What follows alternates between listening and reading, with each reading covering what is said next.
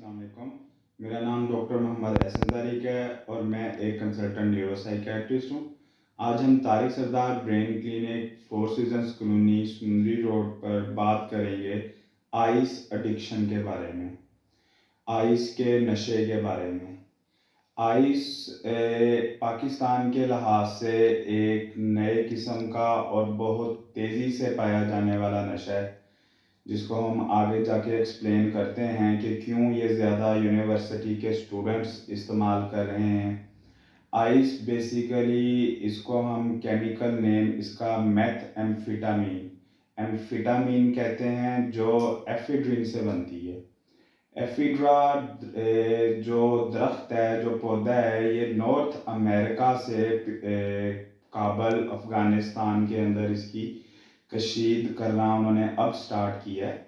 Ice basically एक stimulant है जो हमारे ब्रेन को स्टिमुलाई अप्लाई करता है, ज़्यादा तेज़ करता है। इंसान के अंदर ज़्यादा एनर्जी आती है, ज़्यादा भूख लगती है और ज़्यादा नींद कम आती है इंसान को। वो ज़्यादा एक्टिव हो जाता है, वो डिफरेंट कम्प्लेक्स किस्म के टास्क को बहुत जल्दी और बहुत आसानी से हल कर पाता है। इसलिए यूनिवर्सिटीज़ के स्टूडेंट्स जो ज़्यादा वर्कआउट करते हैं, ज़्यादा थिन स्लिम रहना चाहते हैं या कम टाइम में ज़्यादा काम करना चाहते हैं, वो इसके ऊपर ज़्यादा ट्रांसफ़र हो रहे हैं। Ice meth amphetamine North America side पर तो थी पहले, लेकिन वहाँ से जब ये अफ़गानिस्तान के अंदर इसकी काश्त शुरू हुई है तो अब ये पाकिस्तान में भी बहुत ज़्यादा पाई जाती है। और जितना स्ट्रीट क्राइम लाहौर जहाँ कहीं भी हो रहा है पाकिस्तान में, वो under the influence of ice ही हो रहा है।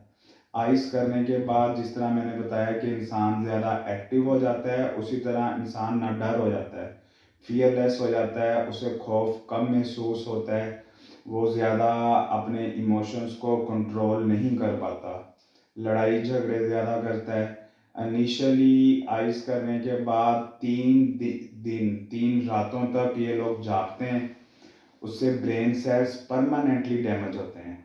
और उस जागने के दौरान आइस के मरीज़ों को शक शुबहात, पैरानोया स्टार्ट होते हैं, जो इस सवेरिटी तक होते हैं जो पूरी फैमिली, पूरा घर या बाकी के लोग सोच भी नहीं सकते।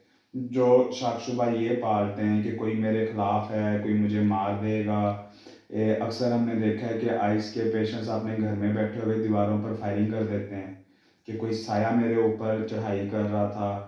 अचानक ही किसी अपने थेरेपिस्ट से लड़ पड़ते हैं, अचानक ही किसी बंदे को अपना बहुत ज़्यादा और बहुत बड़ा दुश्मन मान के उसके ऊपर अटैक कर देते हैं और इतने डेंजरस हो सकते हैं कि इसमें उनको किसी को जान से मारने का भी डर महसूस नहीं होता। अब आइस के जब पैरानोया सेवेरिटी, ग्रैंडियोसिटी इस हद तक हो चुकी होती है कि बंदा पूरा एक साइकोसिस के पेशेंट की तरह बिहेव करता है, तो इसकी मेडिसिन्स में हम पूरी एंटीसाइकोटिक्स इस्तेमाल करते हैं। अगर तो हमें जो हमारे साइकेट्री के अंदर पूरा एक मॉडल है, मॉडल ऑफ चेंज, उससे हम बंदे को, आइस के पेशेंट को एवेलुएट करते हैं कि आया वो इस चीज़ को समझ चुका है कि ये एक बुरी चीज़ है और मैंने इसको छोड़ना है। क्या वो उसके ऊपर अमल कर चुका है, क्या वो उस चीज़ को समझ चुका है, समझ करने के बाद क्या उसने प्लान कर लिया है, क्या उसने एक्शन ले लिया है। एक्शन के बाद फिर उसको मेंटेन करना होता है। क्विट कर लिया जब उसने एक्शन ले लिया तो फिर उसका मेंटेनेंस फेज़ आता है और इसी तरह रिलैप्स फेज़ आता है। जिस तरह बाकी के नशों के अंदर 97% रिकरेंस रेट है, दोबारा से इंसान उस चीज़ को करना शुरू कर देता है। इसी तरह आइस को भी 90% रिकरेंस रेट है और 2-3 दफ़ा इंसान ट्रीटमेंट के बाद दोबारा इस लत में मुब्तला होता है और तीसरी चौथी दफ़ा जाके सक्सेसफुल होती है ट्रीटमेंट, जब बंदा किसी से आइस छुड़वा सकता है, थेरेपिस्ट।